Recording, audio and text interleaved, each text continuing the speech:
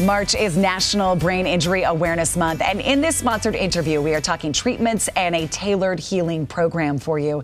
Joining me now to share more is Dr. Derek Allred, along with Kelsey Vick. They are from University of Utah Health. Welcome to the show, you two. Thank you. Doctor, can I start with you? How many Americans are experiencing brain injuries every year? So a lot more than people would think. It's estimated by the CDC that roughly 2 million individuals sustain some type of brain injury over the course of a year, and there's upwards of more than 5 million currently living in this country who suffer from some of the sequelae and difficulties associated with brain injury, but those numbers are likely underestimates. Doctor, it's being called a public health concern. What does that mean?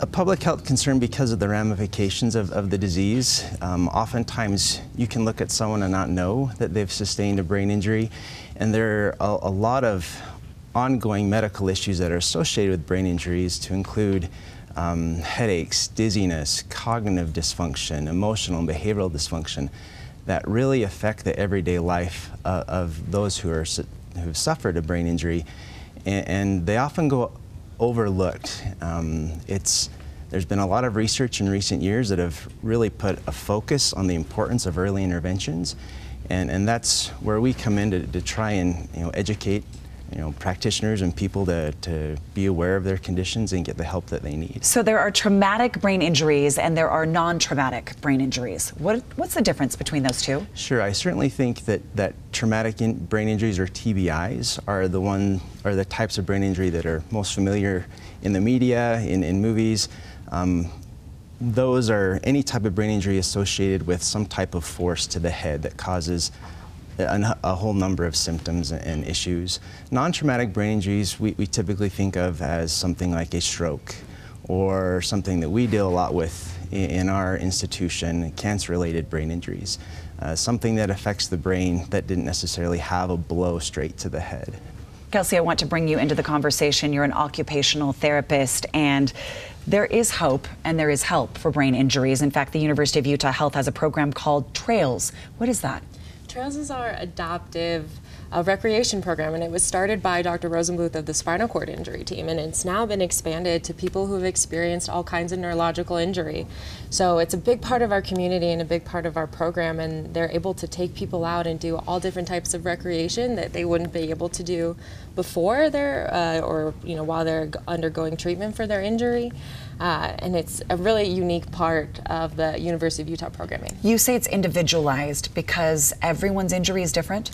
Yes, every brain injury is different, every individual is different, and that's what we do at the University of Utah, is we create a really customized individual approach to help them rehabilitate. Because every brain reacts differently, and every injury will have affected their brain differently. Doctor, talk about the brain's ability to heal and repair itself. Sure. A few decades ago, it was the thought in the medical community that after you sustained a brain injury, that was it, that the brain couldn't repair itself. And over the past couple of decades, we've come to understand that that's not true through this concept known as neuroplasticity, where either the brain can form new pathways to reestablish functional recovery or create new ones, where the brain different parts of the brain can take over functions that it wouldn't normally run or take care of. And it's really important that once someone has sustained a brain injury, that they get the treatment that they need to help kind of direct those neural pathways to reconnect as much as possible. Kelsey, who's part of this team?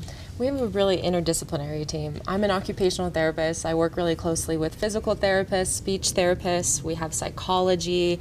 We have a lot of different supports to help the individual meet their rehabilitation goals to get back to daily living and be able to leave the hospital successfully. These are the brain injury specialists, is what you're saying. You do need a referral from your doctor, but for more information, go to uofuhealth.org/brain-injury.